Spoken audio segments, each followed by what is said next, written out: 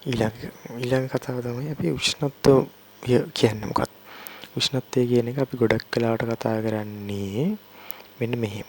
වස්තු කීපයක් අපි හිතමුකෝ වස්තු දෙකක් තුනක් අපි එක ළඟ තියෙනවා කියලා.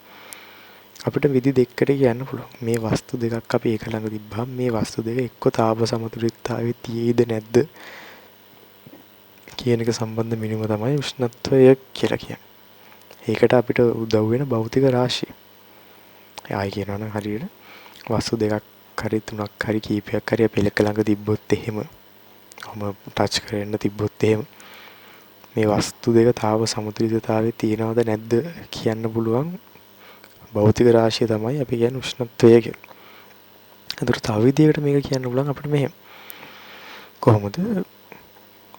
වස්තු දෙකක් එක ළඟ තිබ්බහම මේ තාපය ගලා යෑමේ දිශාව තීරණය කරන්න පුළුවන්. තීරණය කරන භෞතික රාශිය තමයි අපි කියන්නේ උෂ්ණත්වය කියලා. ඇත්තට මේ උෂ්ණත්වය කියලා කියන්නේ යම් කිසි දෙයක අණු අතර තියෙන චාලක ශක්තිය, කියන්නේ මධ්‍යන චාලක ශක්තිය පිළිබඳ මිම්මක්.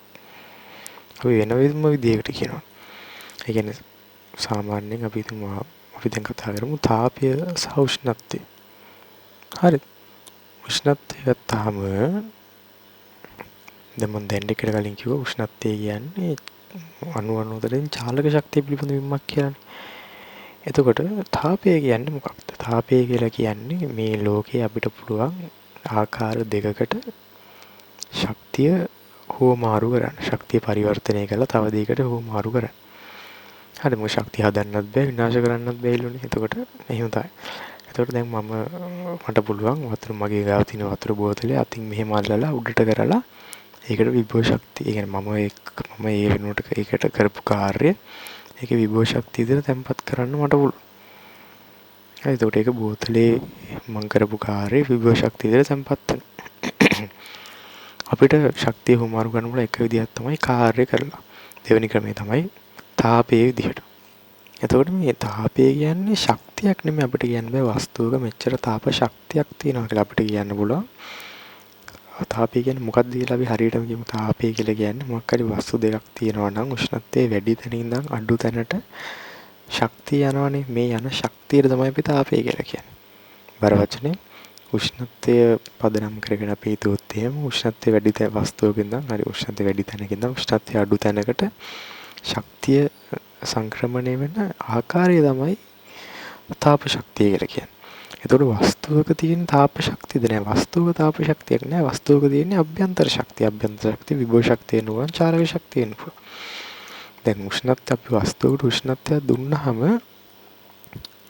උෂ්ණත්වයෙන් වස්තුවකට තාප ශක්තියක් දුන්නාම අපිට ඒ වස්තුවේ විභව ශක්තිය වැඩි වෙනවද චාලක ශක්තිය වැඩි වෙනවද කියන්න බෑ.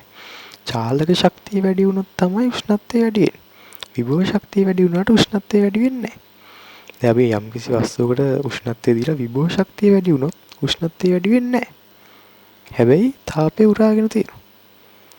ඒතර අපි යම් කිසි වස්තුවකින් තාපය අයින් කරාම විභව ශක්තිය අඩු වෙන්න පුළුවන් චාලක ශක්තියට මුකුත් වෙන්නේ නැතු. එතකොට ඒකේ උෂ්ණත්වය අඩු වෙන්නේ නැහැ. හැබැයි අපිට මෙහෙම කියන්න පුළුවන්. චාලක ශක්තිය වැඩි වෙනවා නම් අනිවාර්යෙන් උෂ්ණත්වය වැඩි වෙනවා. චාලක ශක්තිය අඩු වෙනවා නම් අනිවාර්යෙන් උෂ්ණත්වය අඩු වෙනවා. හරිද? එතකොට ඒක අපිට කියන්න පුළුවන්. එතකොට අපි මේ කාරණා ටික චුට්ටක් ගත්තොත් එහෙම චාලක ශක්තිය වැඩි වෙනවා නම් අනිවාර්යෙන් උෂ්ණත්වය වැඩි වෙනවා. චාලක ශක්තිය අඩු වෙනවා නම් අනිවාර්යෙන් උෂ්ණත්වය අඩු වෙනවා. යම් කිසි එකකට අපි තාප ශක්තිය දුන්න පළියට ඒකේ උෂ්ණත්වය වැඩි වෙන්නේ නැහැ.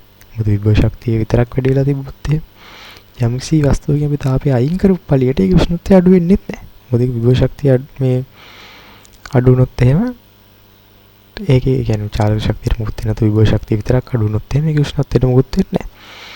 එතකොට ওই ටික තමයි අපි ඒ කියන දැනගන්න ඕනේ. තාපය කියනකොට උෂ්ණත්වය කියන්නේ මොකක්ද කියලා අපි කල්පනා කරොත් උෂ්ණත්වය කියලා කියන්නේ යම් කිසි වස්තු දෙකක් තාප සමතුලිතතාවයේ තියෙනවද නැද්ද කියලා අපිට කියන්න උදව් වෙන භෞතික රාශිය. තාපය කියලා කියන්නේ වස්තු දෙකක් තිබ්බම වැඩි උෂ්ණත්වයේ වැඩි වස්තුවක ඉඳන් උෂ්ණත්වයේ අඩු වස්තුවට ශක්තිය සම්ප්‍රේෂණ කරන ආකාරය තමයි තාප ශක්තිය කියන්නේ.